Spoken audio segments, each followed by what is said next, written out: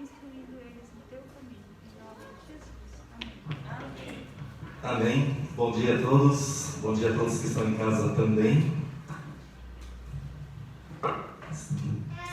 Que bom que você está aqui para juntos passarmos esse primeiro culto do ano de 2021. Amém?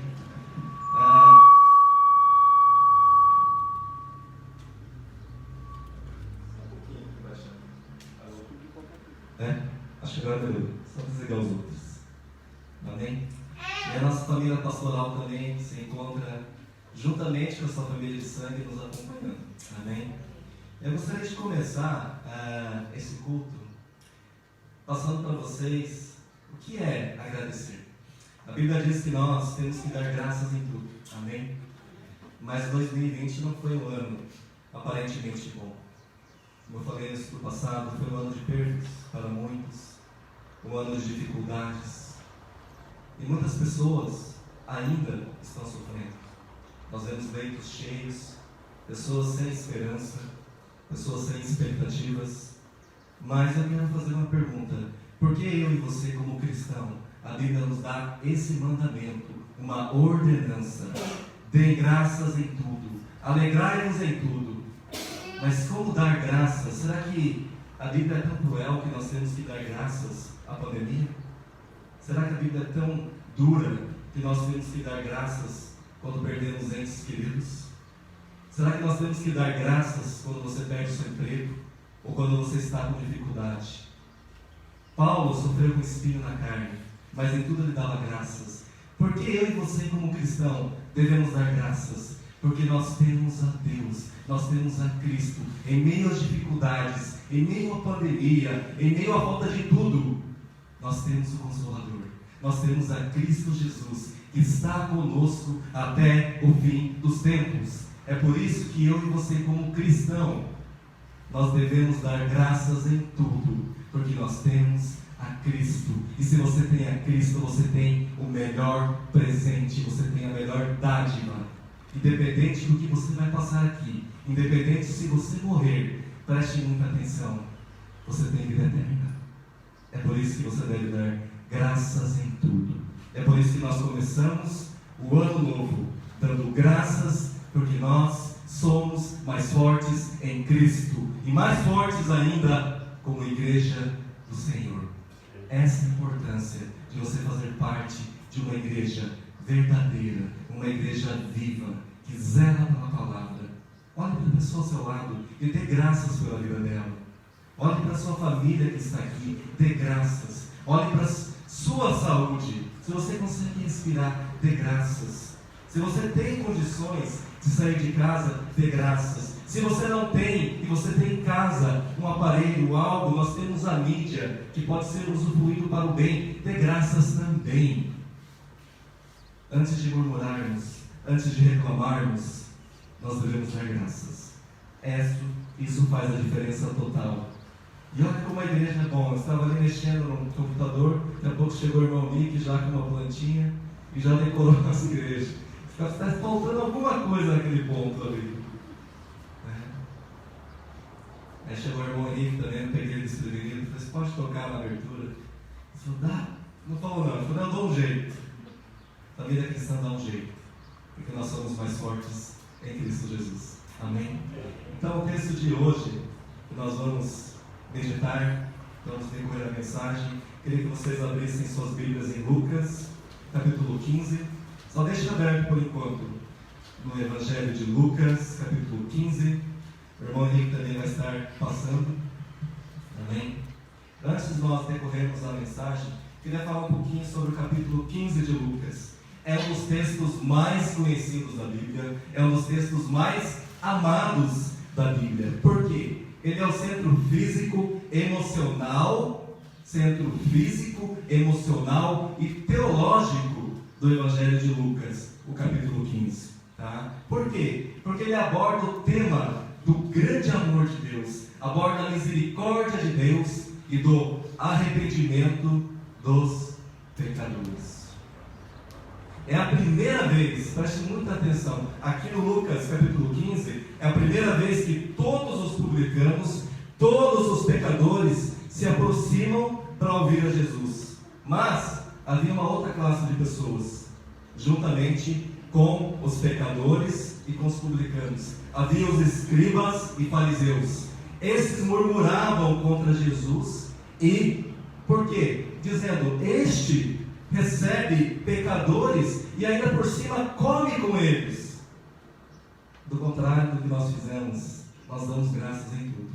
Mas essa classe de fariseus e escribas, eles murmuravam. O que eles mais sabiam fazer é apontar o erro dos outros, que aparentemente eles achavam ser um erro, e murmuravam.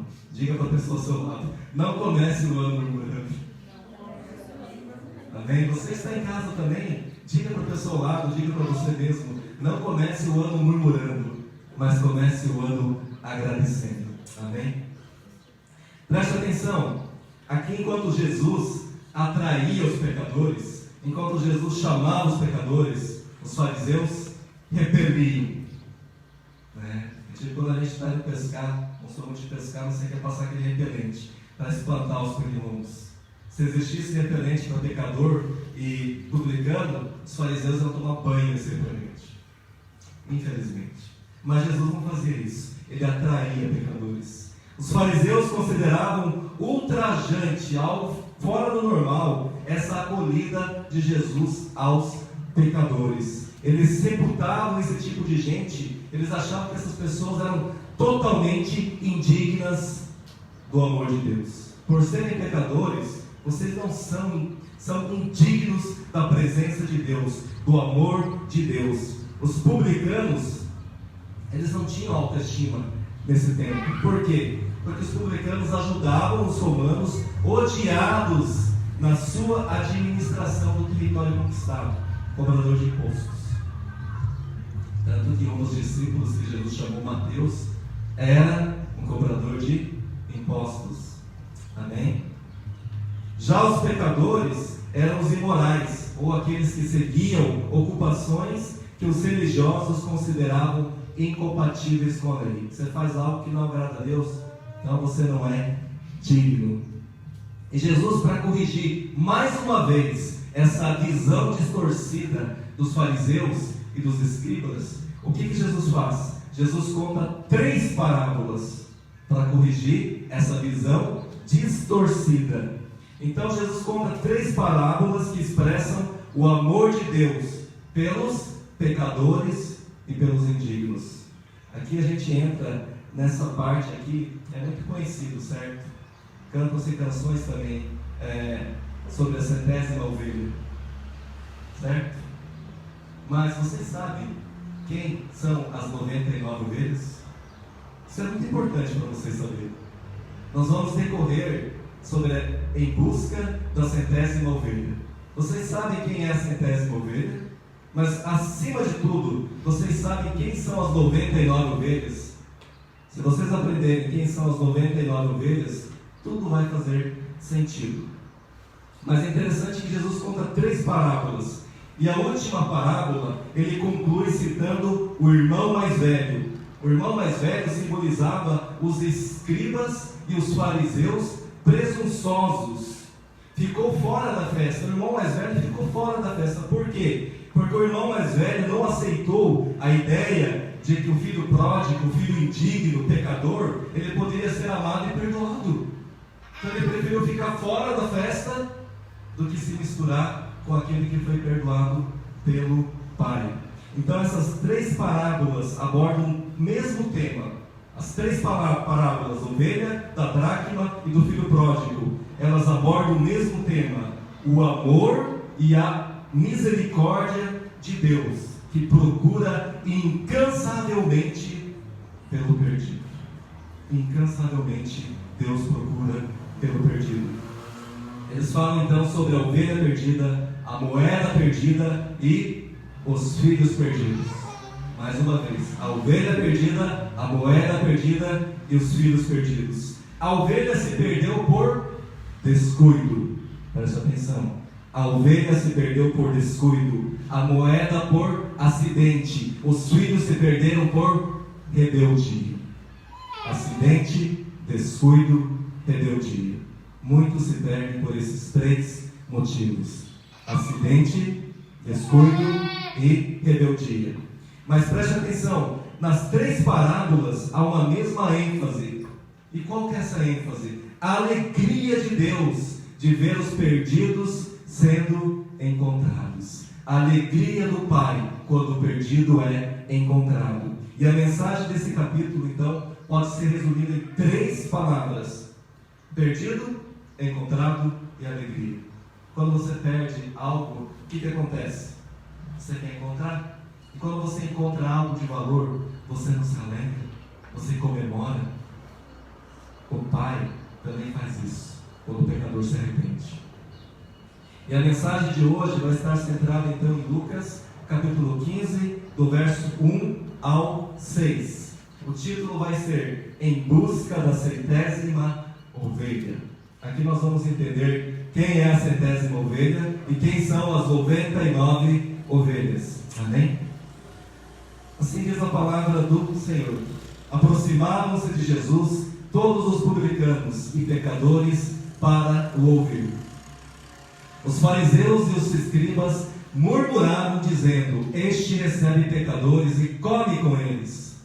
Então Jesus lhe contou esta parábola: qual de vocês é o homem que, possuindo 100 ovelhas e perdendo uma delas, não deixa no deserto as 99 e vai em busca das que se perdeu até encontrá-la? E quando a encontra, põe-a sobre os ombros, cheios de alegria. Até aqui, tá? E indo para casa, reúne os amigos e vizinhos, dizendo-lhes: alegrem-se comigo, porque já achei a minha ovelha perdida. Vamos colocar de pé mais uma vez para isso aqui. Vamos estar orando ao Senhor para que o Senhor me capacite a interpretar corretamente a sua palavra e principalmente para que o seu povo reunido aqui a compreenda e aplique na sua vida e nos seus corações. Senhor, mais uma vez, somos gratos por tudo que o Senhor tem feito neste ano de 2020 que passou. Sabemos que para muitos foi difícil, mas sabemos que para os teus, os cristãos, também foi difícil. Mas sobremaneira, Senhor, o Senhor tem nos dado forças para continuarmos de pé. Em 2021, nós agradecemos novamente, porque o Senhor se faz presente em nossas vidas. E assim nós pedimos, pelo ano que vai entrar, pelo ano que já entrou, nos ajuda, Senhor. Nos dá a sabedoria nas nossas decisões, nos dá a capacidade, Senhor, de sermos verdadeiros cristãos, para fazermos diferença na sociedade a qual estamos inseridos, para fazer diferença nas nossas famílias e, acima de tudo, na nossa vida. Assim nós oramos pela palavra de hoje e eu peço que o Senhor me capacite e capacite os que estiverem escutando e compartilhando essa palavra. Faça diferença em nossas vidas. Amém. Amém. Pode sentar, irmãos. Em busca da 100ª ovelha. Aqui a ovelha não foi perdida, diferente da dracma. A ovelha não foi perdida, ela se desgarrou do rebanho, ela se apartou do rebanho, ela foi atraída por novos horizontes, novas pastagens, novas aventuras e decidiu se afastar do convívio das ovelhas. Certamente a ovelha não notou o risco de cair no abismo, nem de perder o rumo nos desertos, nem mesmo a possibilidade de ser apanhada por um animal predador. Ela só viu novas aventuras, novos horizontes. Quero experimentar algo novo, quero provar pastos diferentes. Vou sair só um pouquinho, mas eu já volto. Mas não calculou os riscos. A ovelha é um animal frágil, presta atenção nisso aqui, é muito interessante. A ovelha é um animal frágil, teimoso, indefeso, míope, que não consegue defender-se sozinha. Esta é a ovelha. Para estar segura, ela precisa do cuidado do pastor e da companhia das outras ovelhas. Uma ovelha extraviada é a mais indefesa de todas as Escrituras. Pergunte para você mesmo: por que será que Deus nos compara a ovelhas? Será que tem algum motivo? A ovelha também diz que é um animal que come de tudo, parece, né? Se der qualquer coisa, está comendo. A ovelha sem um pastor, que está ali se aventurando, ela vai comer de qualquer coisa. E com certeza vai fazer muito mal para ela. Uma ovelha extraviada é a mais indefesa de todas as criaturas. O pastor, entretanto, olha aqui, o pastor, entretanto, não desistiu dela e nem culpou por sua fuga inconsequente. Mas o que o pastor fez? Antes, deixou-as demais em segurança, procurou-a pelas montanhas escarpadas e valadas profundas. Encontrou a ovelha em situação desesperadora. Desesperadora. Não podendo andar, a ovelha, o pastor a tomou no colo. Tomou no colo. Em vez de sacrificá-la, o pastor alegrou-se em encontrá-la e festejou a sua reintegração no rebanho. É assim que Deus faz conosco. É assim que nós, bons pais, aqueles pais que buscam a instrução do Senhor, fazem com os filhos. Por mais que o seu filho se descuide, às vezes os seus filhos vacilam, eles falham. É interessante que isso me fez lembrar algo. Na nossa ignorância, nós fazemos tantas coisas absurdas. Me fez lembrar uma época que eu morava no Japão. Acho que meu filho tinha uns 5 anos, certo? Ou menor. Ele se perdeu. Fiquei apavorado. Não queria saber de mais nada. Gritava, cadê? E de repente, quando eu encontro ele, eu não me alegrei. O que eu fiquei? Eu fiquei muito bravo e furioso. Catei pelas orelhas dele e falei: o que você está fazendo? Mas, às vezes, nós perdemos o controle, porque nós somos falhos. Nós somos limitados. Mas nós temos um Pai que não é falho, que não é limitado. Ele nos ama. É assim que Deus faz conosco. Quando nós nos perdemos, quando nós nos descuidamos, Deus vem atrás de nós. Ele vai atrás das suas ovelhas. Mas Ele não se ira. Ele nos pega no colo. Ele nos traz de volta. Ele se alegra porque a ovelha foi reintegrada ao rebanho. É assim que a igreja fica. Quando alguém que está fora da igreja de volta, retorna, nós nos alegramos. Deus, Ele não desiste de nos amar. Deus não abre mão da minha vida, da sua vida. E o mesmo nós podemos dizer de Jesus. Diferente dos fariseus, Jesus não nos esmaga, Jesus não nos acusa, mas o que Cristo faz em nós? Nos restaura. Mediante o seu grande amor, seu sacrifício, pela sua palavra, Ele nos restaura. Nós podemos ver nessa parábola algumas atitudes de Jesus. Vamos ver as atitudes de Cristo. Em primeiro lugar, Jesus Cristo, nosso Senhor e Salvador, Ele nos valoriza. Se Cristo, o nosso Senhor, nos valoriza, por que você não se valoriza? Às vezes você está tão mal que você se acha o último biscoito do pacote. Quem sou eu? Mas eu sou tão burrinha. Eu não consigo. Talvez isso seja verdade, mas como cristão, nós podemos em Cristo Jesus. Você não é o último pacote. Você não nasceu por engano. Não foi um erro dos seus pais. Deus permitiu que você nascesse para a honra e glória dele. Amém? Em primeiro lugar, então, Ele nos valoriza. O pastor deveria ter se contentado com as 99 ovelhas que estavam seguras e desistindo da ovelha peralta, que rebeldemente se desgarrou. Mas o que o pastor fez? O pastor não desistiu de buscar a ovelha, ainda que fosse uma ovelha rebelde. Às vezes dá vontade, não dá? Você como pai e mãe, quando tem um filho muito difícil e rebelde, às vezes vê um relato: nossa, mas que vá! Mas você não consegue, porque você ama os seus filhos. Você não consegue. Da mesma forma, Deus ama os seus. Ele não vai permitir que a gente se desgarre para o mundo. Amém? Em segundo lugar, Ele nos procura.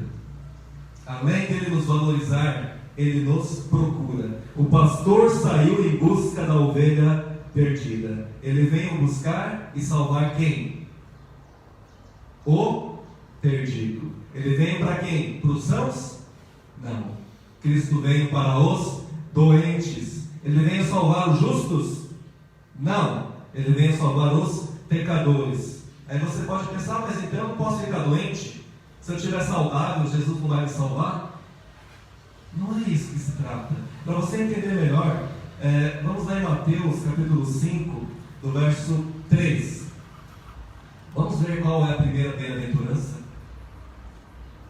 Interessante que no final da bem-aventurança diz que nós temos que ser sal e luz, certo? O cristão tem que ser sal. Mas se o sal não for sal, não tiver as propriedades do sal, ele só vai vir para quê? Para ser pisado pelos homens. E o sal, para ser sal, tem que ter as propriedades do sal. O cristão, para ser cristão, tem que ter as características. E quais são as características? As bem-aventuranças. E a primeira bem-aventurança é qual? Para você ser cristão? Bem-aventurados os pobres em espírito, porque deles é o reino do céu. Pobre. Você se considera pobre? Os fariseus, os escribas, não se consideravam pobres. Eles se consideravam justos. Eles se consideravam sãos. Nós estamos cumprindo a lei. Nós estamos fazendo o que Moisés disse. Eles se consideravam sãos. Talvez você tenha alguém na família que está precisando de um médico. Mas essa pessoa é tão teimosa que ela fala, não preciso, estou bem assim. Mas está lá moendo, definhando. Não é difícil você querer levar alguém para o médico porque a pessoa não reconhece a sua doença? É aquele viciado em drogas. Eu não sou viciado, só dou uma fumadinha de vez em quando. Ou em cigarro. Não, eu já diminui o cigarro. Antes eu fumava 10 carteiras, agora só uma. Mas está fumando. Quão difícil é você, sem Cristo Jesus, reconhecer a sua pobreza espiritual, a sua miséria. Se você não reconhece que o quão miserável é você, você nunca vai pedir a mão de Deus. Os fariseus, os escribas, não se consideravam pobres de espírito. Por isso não reconheciam a Jesus como Senhor e Salvador. Antes disso, murmuravam. Por isso que o pastor saiu em busca da ovelha perdida. Ele veio buscar e salvar o perdido. Ele veio para os doentes. Ele veio salvar pecadores. Nós todos somos doentes. Não há um justo sequer. Todos nós somos concebidos em pecado. Por isso que eu necessito de Cristo. Agora, a partir do momento que você se achar justo, tome cuidado. Você entra na mesma linhagem dos fariseus e escribas. Aí você vai ser o tipo de pessoa que só vai murmurar e ver defeito nos outros. Vai ser aquele fariseu orando na sinagoga. Eu pago meus dízimos, faço isso, faço aquilo, faço as minhas orações, jejuo, não sou como esse publicano pecador. Aí, infelizmente, Cristo chamou os fariseus, numa certa passagem, de sepulcros caiados. Sepulcros caiados. Você vai no cemitério, por fora é bonito o sepulcro, né? Tem lápides bonito, coloca até letras em ouro, aqui jaz fulano. Mas por dentro dos sepulcros o que tem? Não há vida. A morte cheira mal depois de um tempo. Sepulcros caiados. Em terceiro lugar, Cristo ele desce os mais profundos abismos para nos buscar. O pastor aqui correu riscos para encontrar a ovelha perdida. Não foi fácil. Ele não saiu aqui no vizinho, vem cá, ovelhinha, não. Foi algo difícil. O pastor correu riscos para encontrar a ovelha perdida. Jesus desceu da glória, se fez carne como eu e você. Sofreu, foi perseguido, foi humilhado, foi cuspido, foi crucificado até a morte de cruz. E às vezes você, cristão, você chora e fica e murmura. Criticaram. Falaram que eu não cantei bem. Falaram que eu desafinei. Não vou mais cantar nessa igreja. Ah, o irmão nem me cumprimentou na igreja. Às vezes ele não viu. Se você viu, por que você não vai lá cumprimentar em vez de ficar murmurando? Nós, seres humanos, temos 2 olhos. Não temos olhos nas costas, nas laterais. Mas tem muitas pessoas que ficam assim: ai, nem me cumprimentou. Ah, não é assim, gente. Não é assim. Jesus sofreu, foi perseguido, humilhado, cuspido e pregado na cruz. Ele desceu ao inferno e suportou na sua carne o flagelo dos nossos pecados. Cristo bebeu sozinho o cálice da ira de Deus contra o pecado e morreu por nós, para nos resgatar da morte eterna. Este é o grande amor de Deus expressado em Cristo Jesus, nosso Senhor e Salvador. Em quarto lugar, Ele também nos toma nos braços. Além de Ele descer ao fundo do abismo, Ele nos toma nos braços e nos leva para o aprisco, onde é seguro. Não é assim no final do dia? As ovelhas não são encaminhadas ao aprisco para quê? Para serem guardadas, para não serem atacadas por animais, para não se desgarrarem. É assim que Cristo faz conosco. Jesus evidencia seu imenso amor a ponto de nos carregar no colo. Ele nos toma em seus braços eternos. Ele nos toma pela sua mão direita e Ele nos conduz aonde? Ao céu, à glória. Ele não sente nojo da ovelha que caiu no abismo. Os fariseus e escribas sentiam nojo. Esse pecador, essa prostituta, esse daí. Não, Cristo não sente nojo, mas desce aos despenhadeiros mais perigosos para arrancar das entranhas da morte a ovelha que se perdeu. E ao encontrá-la, toma com amor nos braços e leva aquela ovelhinha de novo à segurança. Muitas vezes nós estamos assim, a perigo de morte, mas como essa ovelha, às vezes a gente nem consegue ver o quão perigoso é experimentar coisas novas, ver novos horizontes. Agora a gente está numa época em que a sociedade diz: experimente, tudo é novidade. Será que é assim? Só um pouquinho, não vai fazer, jovem. Ah, os artistas, agora é normal mulher com mulher, né? É até bonito.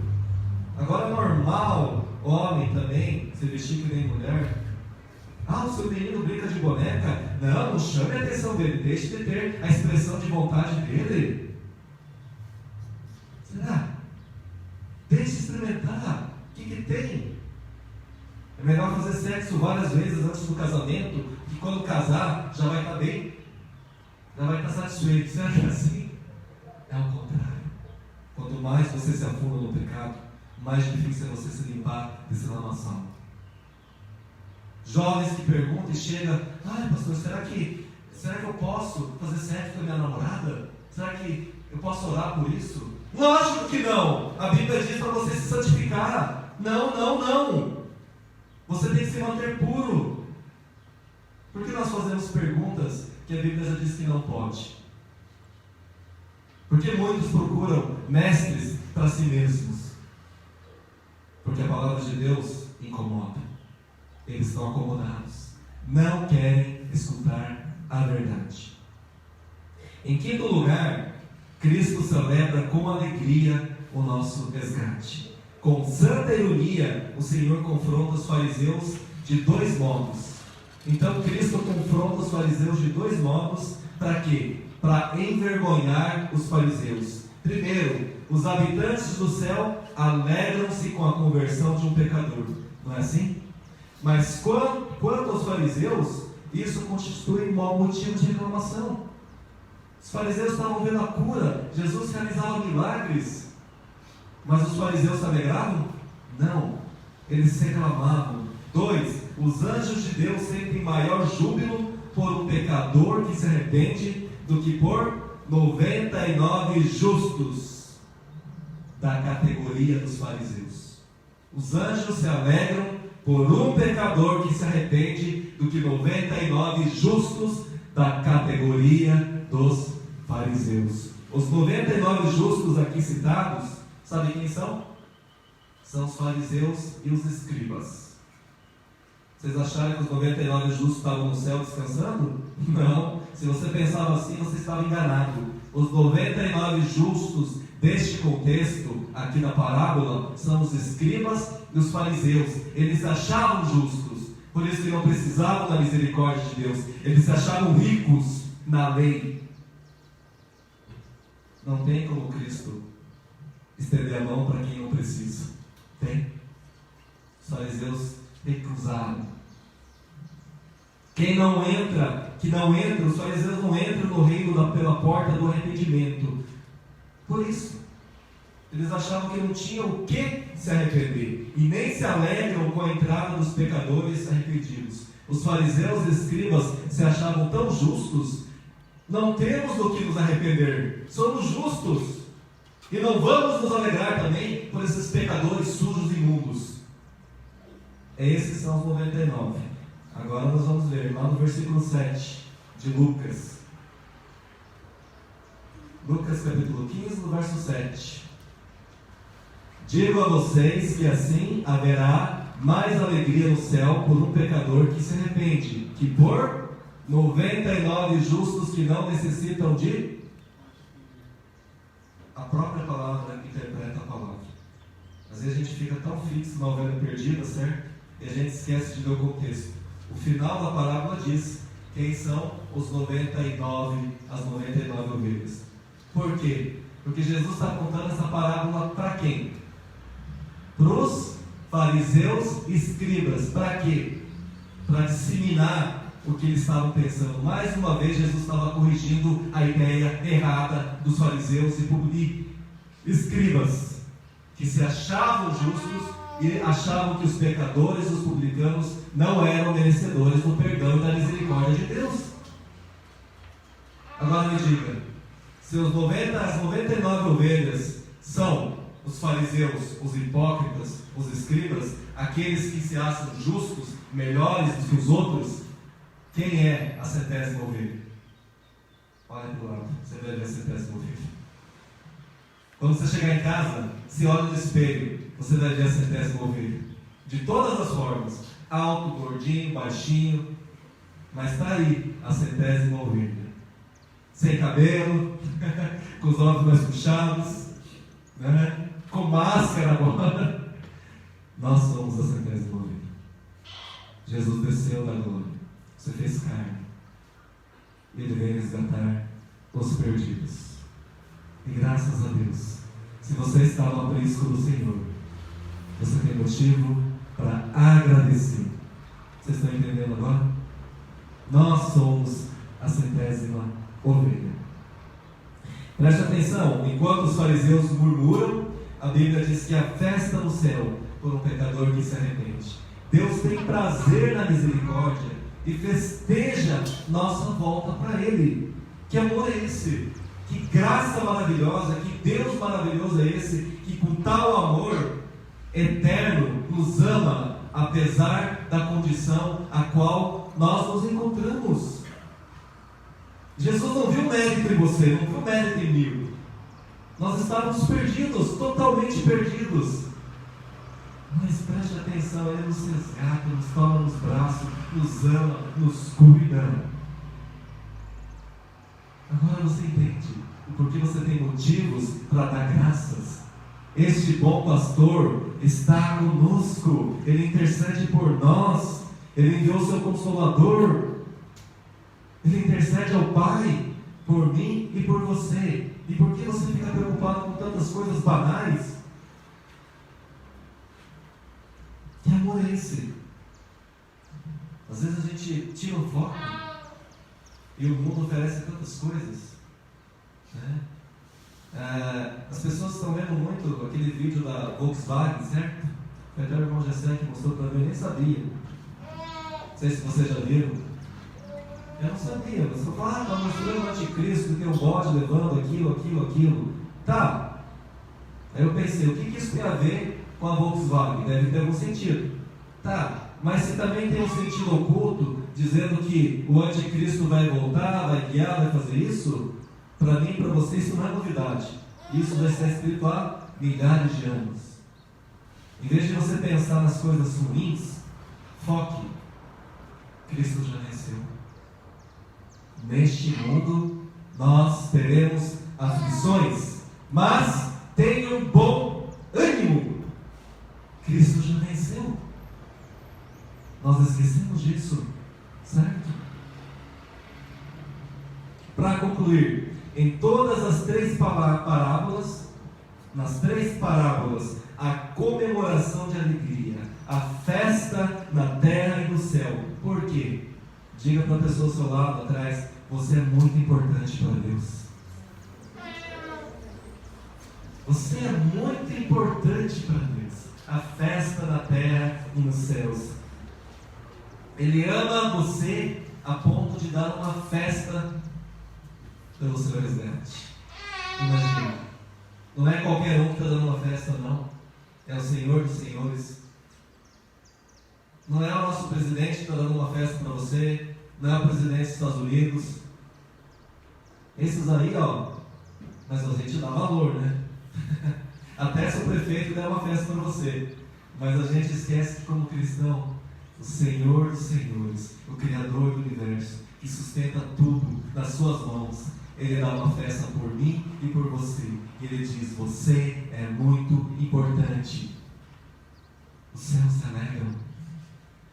E hoje eu convido a você, a igreja convida você, você que está em casa, você que está aqui, as Escrituras convidam você, o Espírito Santo convida você, e o Filho de Deus, de braços abertos, com a mão estendida, Ele diz a você: vinde a mim, todos vós que estáis cansados e sobrecarregados, e eu vos aliviarei. Você está cansado? Descansa em Deus. Você está aflito? Se anime, Cristo já venceu. Você se acha sozinho? Você não está sozinho como cristão. Deus está conosco. Em todo tempo, Ele é bom. Em todo tempo, nós deveríamos dar graças. Em todo tempo, nós deveríamos invocar o nome do Senhor. Você invoca o nome do Senhor para quê? Se fizer uma pesquisa, o nome do Senhor é invocado mais para quê? Para que você tem invocado o Senhor? Pense nisso. Comece 2021 dando graças. Tem aquela musiquinha também, né, Tati? Não olhe as circunstâncias. Às vezes não tem como a gente não olhar para as circunstâncias, porque as circunstâncias nos dão um tapa na cara. Não é? Mas você pode olhar outra coisa, que é bem maior, que vai desviar a sua atenção das circunstâncias, que é Cristo Jesus. Esse é o nosso Senhor. E como eu fiz a pergunta naquele estudo, Jesus Cristo tem feito a diferença na tua vida? No ano de 2020 que se passou, Cristo fez a diferença na tua vida? Fez. Pare e pense. Jesus Cristo fez a diferença na tua vida. Ele foi o Senhor e Salvador da tua vida. Ele estava com você nas suas escolhas. Ele te influenciou nas decisões que você teria que fazer. Cristo realmente é a diferença na sua vida. Se não foi diferença na tua vida em 2020, Ele é o bom pastor, que Ele vai nos carregar no colo, Ele vai nos resgatar, Ele vai nos trazer ao Cristo novamente. E Ele diz para você hoje: seja diferente. Eis que estou à porta e bato. Ele está batendo na porta dos cristãos. Ele está batendo na tua porta. Ele quer cear com você. Ele quer fazer parte da tua vida, dia após dia. Ele quer fazer parte das suas decisões. Ele quer influenciar na tua vida. Mas você, ovelha, você tem que permitir. Não seja uma ovelha desgarrada, mas seja uma ovelha que está junto com o rebanho, seguindo o bom pastor. Amém? Mensagem de louvor. Vamos colocar de pé mais uma vez. Ele está orando por todos nós. Que bom que você está aqui. E nessa última canção, vamos fazer dela também a nossa oração. Amém? Deus abençoe vocês, que vocês tenham um bom começo de ano, na presença do Senhor, e que Cristo realmente faça diferença na sua vida. Não deixe que outras coisas façam, mas antes de tudo, permita que Jesus faça a diferença. Obrigado, Senhor, porque até aqui o Senhor nos sustentou, até aqui o Senhor tem nos ajudado em todos os aspectos. Eis aqui a sua igreja, Senhor, eis o seu rebanho. Então nos ajuda, Senhor, a não nos desgarrarmos desse caminho. Nos ajuda como teus filhos, amados, queridos, a qual o Senhor se sacrificou a tal ponto, Senhor, de morte e morte de cruz, para trazer o resgate, Senhor, pagar o resgate por mim e por vocês. Nos faça, Senhor, nesse ano de 2021, pessoas, cristãos diferentes, que as pessoas do mundo possam ver Cristo em nós, que a tua luz seja percebida em nossas vidas, e que o nosso sabor, o nosso sal, seja com todas as propriedades, todas as características, para realmente darmos vida em abundância a esse mundo tão caído. Nos ajuda, Pai. Assim nós oramos, em nome de Jesus. Amém.